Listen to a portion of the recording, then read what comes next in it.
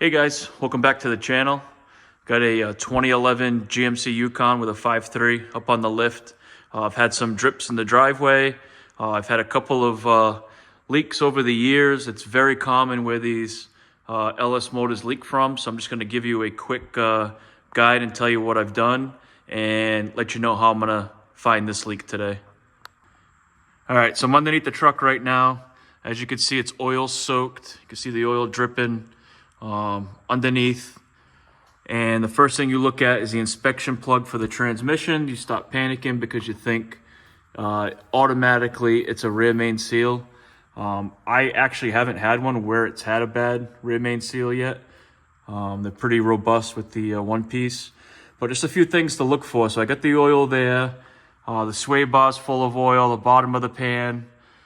See, the first thing you want to do is go as high as you can to see where it's dry. So I come to this side, above the drain plug, nice and dry. Drain plug could be a culprit. Rear main seal could be a culprit. And then this oil cooler on this side, 9 out of 10 times that's the issue. So this is something that I have done in the past. And as you can see, it's bone dry. But a lot of times that gasket will leak between that block, between the oil cooler block and the block itself.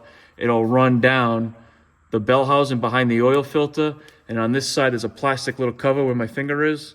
It'll leak inside the bell housing, and guess what? It'll start coming out of here and you'll think you have a rear main seal. So we do know it's not coming from there, which is always my first spot to look. And if it is coming from there, it's just these two bolts. You could take these off, you'll get very minimum oil out of there, clean it up very good, and replace that gasket with an AC Delco gasket or a Feld Pro. Definitely use a good one, and then torque them down. But you could do that without even pulling out this front prop shaft.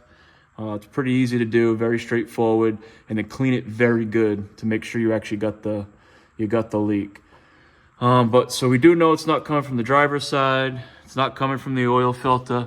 The oil filter's bone dry. Bottom of the pan again, full of oil. So you want to keep working your way up. Next thing I'm going to do is pop out this plug, see if it is a rear main seal, and take it from there. All right, so I got the plug popped. I don't know if you can see it, but I'll see if I can zoom in. Inside this bell housing, it's bone dry. If that was a rear main seal, there'd be a ton of oil in there. So like I said, don't panic, look inside. Even if you do see oil down low, like I said, it could be coming from the oil cooler. That's when you want to really get up, try to get behind that flex plate to see if there's oil in there, but there's not. So I know it's not the rear main seal. All right, so back to the passenger side. Like I said, we want to start from the top. Make sure it's not a valve cover gasket, which it's not. It's bone dry. You come down. So now we're looking at the oil plug. And if you look, the oil plug gasket itself, right there in the top left, it's actually split. So that's our culprit. Quick and easy fix. I'll change that plug out with the gasket. I think Dorman sells a plug and gasket together. I'll go grab one of those, replace it, do an oil change, clean this oil up really good, and take another look. And if you guys have been following my channel, this is the passenger front axle seal. Just to show you, it's still bone dry. We did this about 4,000 miles ago, and everything looks good. All right, so I got the oil draining. Not sure if you can see this, see if I can get it under the light. But there's the split right there. That's why this guy was leaking. So quick, easy fix, no panic, no rear main seal. It's looking like an easy fix. All right, so here's the fix.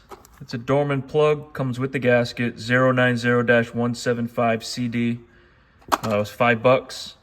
Like I said, it's the plug with the gasket. It's actually recessed on the head so it sits in there so it doesn't squeeze it out, which is what I think happened to the other one. But we'll pop this in there, clean it all up, and that's a wrap. All right, guys, that's a wrap. Got the new plug in. I hit everything with brake clean, wiped it all down. The cleaner you can get it, the easier it is to find the leak. There's no leaks, everything looks good. I'll put a couple thousand miles on it, and if If I don't upload another video chasing this leak, then that means it's fixed. But if I do put a video up, we'll see what's next and we'll go after it. Thanks for checking this video out. If you find it helpful, please think about liking and subscribing, and I'll see you in the next one.